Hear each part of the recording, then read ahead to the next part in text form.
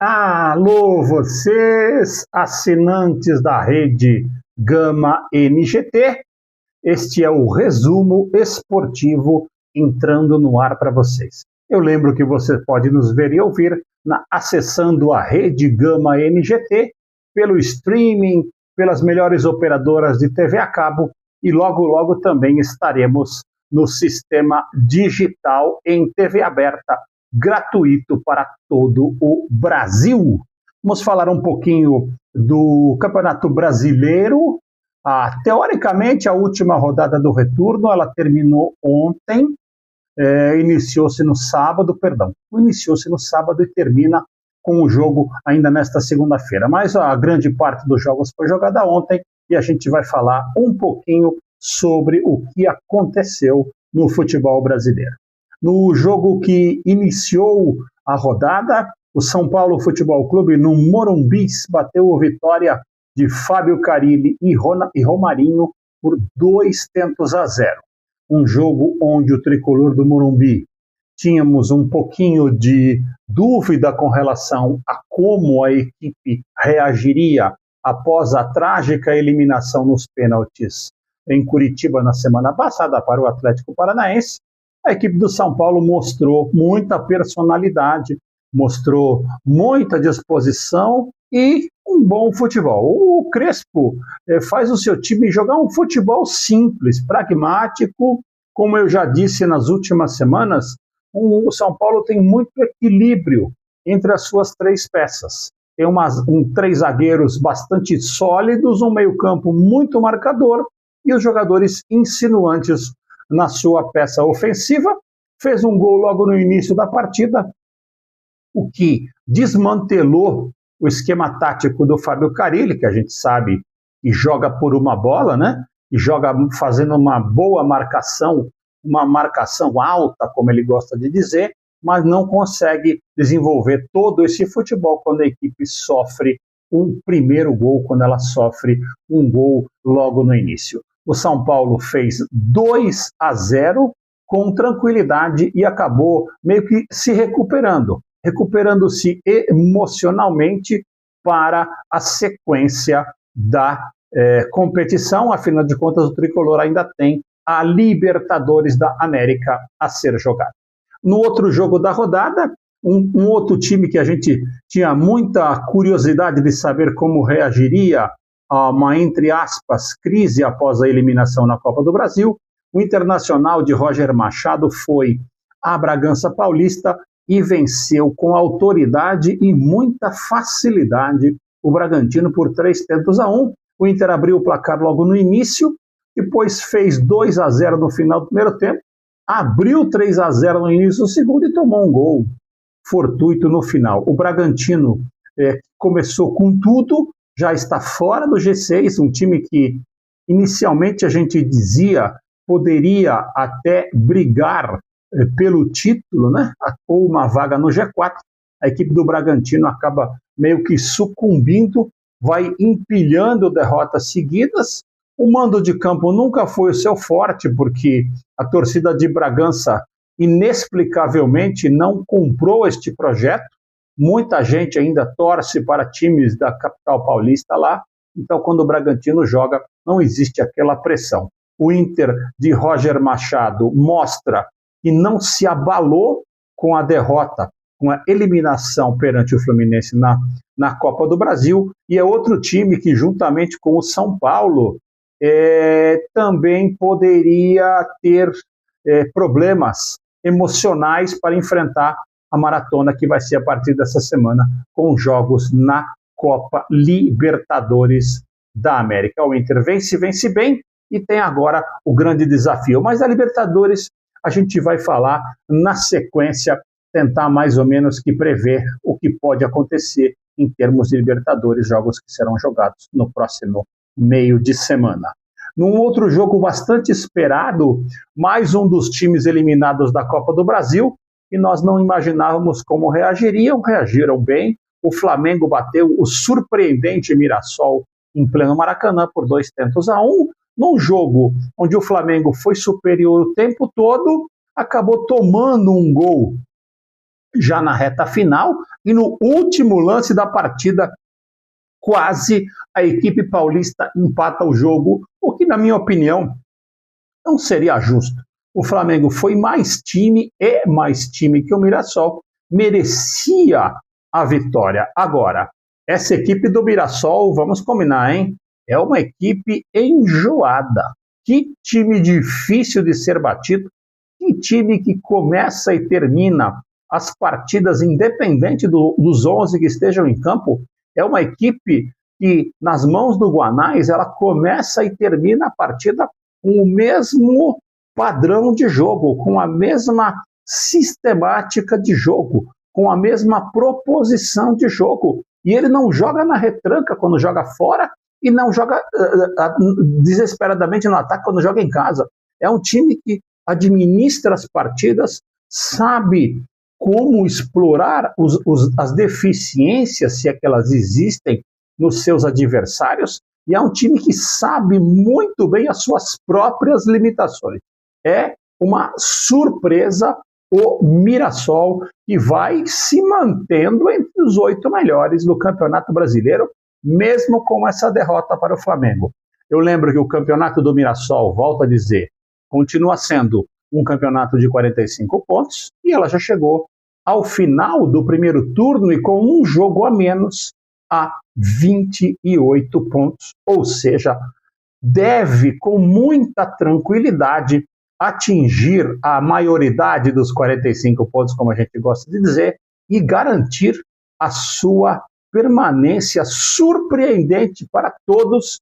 11 entre 10 pessoas imaginavam que era o Mirassol e mais 3 a volta da Série B no ano que vem. Então, parabéns à diretoria, parabéns a toda essa estrutura, todo o staff envolvido no Mirassol. Sobre o Flamengo, eu diria que o Flamengo foi eliminado nos pênaltis, um jogo de meio de semana, ou seja, uma eliminação nos pênaltis é uma coisa que pode acontecer para qualquer um dos dois lados. Então, a equipe de Felipe Luiz não sentiu o baque, segue a sua luta, segue em frente no Brasileirão, na ponta do Brasileirão, e ainda muito vivo na Libertadores.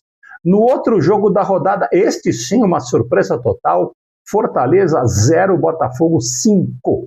Não, exatamente isso que vocês ouviram. Fortaleza 0, Botafogo 5. Jogo jogado no Castelão e que teve um momento que decidiu a partida aos 6 minutos do primeiro tempo. Uma justíssima expulsão do jogador do Fortaleza fez com que o Fortaleza, jogando em casa, tivesse que fazer praticamente os 90 minutos da partida com um jogador a menos. Isso, para algumas equipes, acaba sendo muito dificultoso, principalmente quando a equipe joga em casa e precisa da vitória.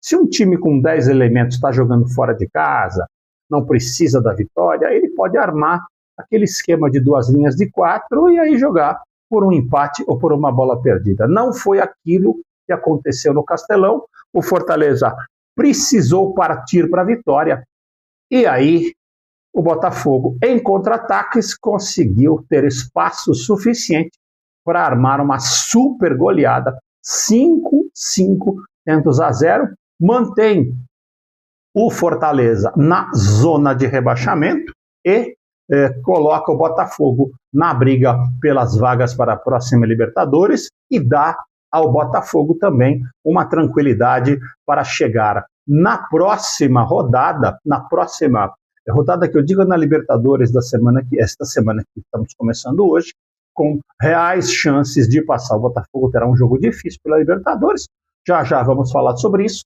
mas a equipe chega com muita vontade, com muita disposição e principalmente com muita organização. Parece que o Ancelotinho, né, o David Ancelotti, já com pouco tempo de casa, ele consegue dar ao Botafogo um padrão de jogo muito interessante. É uma equipe bastante bem organizada, mas que tem nas triangulações, todo jogador do Botafogo que pega a bola, ele tem 2 opções de passe. Uma para frente e outra para trás. Isso é típico dos times do Carlo Ancelotti. Sempre o jogador que tem a bola, ele precisa ter 2 opções de passe. Um progressivo e um regressivo, ou seja, ele monta suas equipes para que aquele cara que está com a bola naquele determinado instante saiba o que fazer com ela, e é ele que vai decidir se o time vai atacar ou defender. Eu gosto muito de falar sobre táticas, e quando a gente vê um time mais ou menos aplicando esse tipo de jogo, é muito, muito, muito interessante. Agora vamos fazer uma pequena pausa e já já voltamos falando dos outros jogos do Brasileirão e também sobre a rodada da Libertadores. Eu lembro que Rede Gama NGT, o melhor conteúdo para você. Voltamos com o resumo esportivo aqui na Rede Gama NGT, falando um pouco do último jogo da rodada de sábado e, na minha opinião, um dos melhores jogos do Campeonato Brasileiro, numa Fonte Nova com um público bastante bom. O Bahia empatou em 3-3 com o Fluminense de Renato Gaúcho, num jogo recheado de nuances, recheado de situações que se inverteram durante a partida. Realmente foi um jogo espetacular. O Fluminense saiu na frente, tomou a virada do Bahia para 2-1. No segundo tempo, o Renato Gaúcho mandou seu time à frente. O Fluminense virou a partida para 3-2. E no final, o Bahia, com o Luciano Juba, acabou empatando num lance que deu justiça à partida. Afinal de contas, dois times que vivem procurando o gol, dois times que vivem atrás da vitória, não mereciam sair perdendo. O time de Rogério Ceni continua a sua forma interessantíssima de jogar, sempre jogando de uma maneira muito vertical, sempre fazendo com que os seus meio-campistas pisem na área. O Everton Ribeiro está sempre dentro da área para finalizar. Muita gente fala do Rogério Ceni, mas com muito tempo ele vai colocando em prática o seu padrão de jogo, e os jogadores do Bahia já o entenderam, e o Bahia vai se colocando dentro do G6, fez uma ótima partida contra o bom time do Fluminense, um time, na minha opinião, um pouco cansado. Quando o Renato fala que o time está cansado por ter tido pouca recuperação depois do Mundial, diria para vocês que ele está absolutamente certo. E a gente percebe que o time do Fluminense é um time que fisicamente sofre muito durante a partida. Isso é um pouco complicado, mas tem que seguir adiante. E o grande desfalque, né? Quando não joga o Thiago Silva, a defesa da equipe do Fluminense acaba sofrendo muito. Mas foi um grande jogo e valeu muito a pena. Sábado à noite, o melhor jogo desta rodada. Nos jogos de ontem, nos jogos de domingo, em São Januário, onde tivemos Gabriel Menino fazendo o gol mais rápido do Campeonato Brasileiro até agora, um para o Atlético Mineiro, um para o Vasco de Fernando Diniz. Um jogo que começou com muita aceleração, parecia que teríamos mais uma grande partida com muita intensidade, mas os times acabaram caindo. O Vasco empatou num gol de pênalti do Verratti e depois o jogo ficou, como eu gosto de dizer, aquele jogo modorrento, aquele jogo chato de se ver e cansativo, né? O jogo parece que não acaba, o relógio não anda, e Vasco e Atlético Mineiro fizeram por merecer apenas um empate. O Galo Mineiro vai ficando ali pelo meio da tabela e a equipe do Vasco da Gama consegue, com tudo isso, manter-se na zona de rebaixamento, o que é uma coisa um tanto quanto complicada. Por quê? Porque o time de Fernando Diniz tem uma deficiência técnica que a gente sabe muito grande, e se ele não encontrar uma maneira de fazer o Vasco se recuperar, o Vasco vai ter muitos problemas. As próximas rodadas apontam o Vasco visitando o Santos em São Paulo e recebendo o Corinthians em São Januário, duas paradas duríssimas para a equipe da Cruz de Malta. No outro jogo das 16 horas, o Palmeiras bateu o Ceará por 2-1.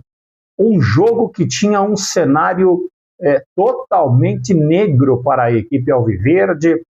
Tivemos aquele problema da vandalização no CT do Palmeiras na madrugada de sábado para domingo, uma atitude reprovável de qualquer pessoa que faz aquilo. Ninguém tem o direito de fazer aquilo com ninguém. Se você não está gostando do seu time, não vá. Discuta, xingue no estádio, mas partir para agressão, e ainda uma agressão covarde, né? Porque eles estavam encapuzados. Se você fosse tão homem assim, você devia demonstrar a sua cara. Logicamente, seriam presos se isso acontecesse. Voltando ao jogo, o Palmeiras fez um primeiro tempo apenas razoável, e no segundo tempo parecia que tudo ia piorar, né? O Ceará abriu o placar com um lindo gol do Lourenço, mas aí o Abel Ferreira fez algumas alterações e acabou fazendo com que a equipe alviverde rendesse bem. Flaco Lopes teve um pênalti a seu favor, bateu, empatou, e o Vitor Roque, tão aculpado pela torcida, vinha fazendo um ótimo jogo. No primeiro tempo, era o único jogador do Palmeiras que buscava o jogo, ia atrás da bola, corria para lá e para cá. No segundo tempo também, e ele foi brindado com o gol da vitória. Foi o primeiro gol de Vitor Roque no Allianz Parque. Ele acabou sendo eleito, e eu concordo com isso, o melhor jogador em campo. Vitor Roque, o Tigrinho, deu a vitória ao Palmeiras de Abel. Depois tivemos um lance um tanto quanto confuso. O Ceará fez um gol e as famosas linhas do VAR brasileiro, né? Aquelas linhas que a gente duvida o posicionamento delas, o VAR acabou anulando o gol que seria de empate do Ceará, o que causou muitos memes na internet dizendo assim, será que o Palmeiras agora não vai reclamar? Porque reclamou de um impedimento milimétrico apitado nas quartas de final, nas oitavas da Copa do Brasil contra o Corinthians, e ontem teve a seu favor este mesmo VAR milimétrico. E o Abel Ferreira, na sua entrevista coletiva, acabou concordando com isso e acabou dizendo que o Ceará que tinha o direito de reclamar naquele momento do VAR. O VAR com uma linha que até agora ninguém consegue entender aonde eles acham aquele ponto, isso falando cartesianamente. Seguindo os jogos ainda, o Cruzeiro recebeu o Santos no Mineirão abarrotado, e o que aconteceu? O Cruzeiro abriu o placar com 1-0, parecia mais um passeio da Raposa, e no segundo tempo o Kleber Xavier fez jus ao seu salário, fez 3 mudanças radicais na equipe do Santos, e o Santos voltou com outra disposição, voltou com o Neymar na posição que ele gosta de jogar, ou seja, armando a equipe, com o centroavante Tiquinho e com o paraguaio lá pela ponta direita fazendo uma excelente partida. O Santos virou jogando bola, passa com 2 vitórias consecutivas a equipe praiana, sai de uma confusão total da zona de rebaixamento e atinge o meio da tabela, onde eu acredito que o Santos deva ficar. Não tem time para jogar um rebaixamento, nem tem time para buscar o título. Volto a dizer, vale muito a pena ter visto o Neymar fazendo sua 6ª partida praticamente completa, e quando ele foi guindado, colocado na posição que eu acho que ele tem que jogar de meia, ele não pode jogar de falso 9, porque aí ele joga de costas pro gol, e vira um alvo dos zagueiros adversários. Então, Neymar jogando com um centroavante à sua frente e com 2 pontas, como jogou o Santos no segundo tempo, a equipe praiana conseguiu virar um jogo que poucos imaginavam ela conseguiria. Volto a dizer, foi muito bom que o Kleber Xavier tenha colocado em prática o seu plano de jogo de uma forma no primeiro tempo, outra forma no segundo, e mostra que ele sim tem capacidade e tem condições de dirigir a equipe praiana. Eu estava até preocupado que uma derrota do Santos ontem, que seria um resultado normal, afinal de contas o Cruzeiro é um dos líderes, poderia causar a demissão do Kleber Xavier, e quem sabe voltaria o folclórico Jorge Sampaoli a trabalhar no futebol brasileiro, uma coisa que a gente que curte o esporte, eu pelo menos não admiro nem um pouco a forma de agir do Sampaoli, tanto nos treinos como nos jogos, como na forma como ele se dirige aos seus jogadores e à imprensa. Então eu sou um daqueles que não apoiariam a vinda de Jorge Sampaoli, nem para o Santos, nem para clube nenhum do futebol brasileiro, mas esta é apenas a minha opinião aqui no resumo esportivo, e vai fazendo mais uma pausa, e na volta, no último bloco, a gente vai fazer a análise do último jogo que ainda falta da rodada de ontem, e vamos falar um pouquinho também da Libertadores da América na rodada de meio de semana. Até já!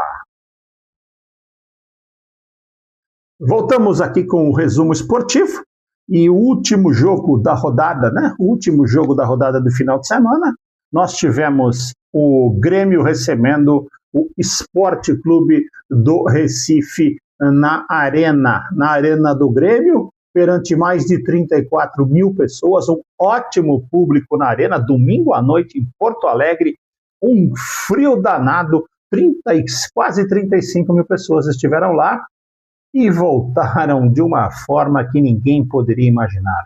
Depois de 19 rodadas e quase 4 meses, o Sport consegue a sua primeira vitória, 1-0 para cima do Grêmio de Mano Menezes, jogando fora dos seus domínios. Primeiro tempo parado, chato, devagar, e no segundo tempo o tal do Léo Pereira acabou fazendo a festa. Um ex-jogador do Grêmio fez a festa em cima da defesa do Grêmio, que estreava o Balbuena perante a sua torcida. Balbuena e seus companheiros de zaga não foram páreo para o Léo Pereira. O Sport fez 1-0, poderia ter feito muito mais, não fez graças ao goleiro Thiago Volpi, e o Grêmio sucumbe e permite ao Sport sua primeira vitória. Técnico Mano Menezes meio que já coloca o seu cargo à disposição. A diretoria gremista não tomou nenhuma atitude em relação ao Mano. O Mano é um cara que sabe muito bem, ele tem muita bagagem, e ele já sacou que com ele no comando, esta equipe não vai andar. Não sei se os jogadores estão fazendo algum tipo de corpo mole. O fato é que o Grêmio não joga absolutamente nada e faz tempo. Quem acompanha aqui os nossos comentários no resumo esportivo, ouve eu dizer, a pontuação do Grêmio é melhor do que o desempenho. O Grêmio tem mais pontos do que partidas bem jogadas. E foi o que aconteceu. Ontem o Grêmio perdeu e o Mano Menezes já começa a perceber o que está acontecendo com ele, ou seja, muito, muito difícil ele se manter no cargo, e o Grêmio vai ter que tomar esta decisão. A rodada então se fechou e estamos com a seguinte classificação. O Flamengo é o líder com 40 pontos, o Cruzeiro é o segundo colocado com 37, Palmeiras 36, Bahia 30, fecham o G4, Botafogo com 29 é o quinto e Mirassol com 28 é o sexto. Aqui uma correção, eu falei durante o início do programa que o Mirassol estava no G8, não. O Mirassol tem 28 pontos, mas está no G6. 28 pontos, se terminasse hoje o campeonato, o Mirassol estaria na pré-Libertadores. Na zona da confusão, como a gente gosta de dizer, o Sport Recife deu um salto para 9 pontos, é o último colocado. Ainda muito difícil a situação, precisa fazer uma campanha assim, com 11 vitórias, pelo menos em 19 jogos, coisa muito difícil, mas pode acontecer. Juventude é o penúltimo com 11 pontos, Fortaleza 18º com 15, Vasco com 16.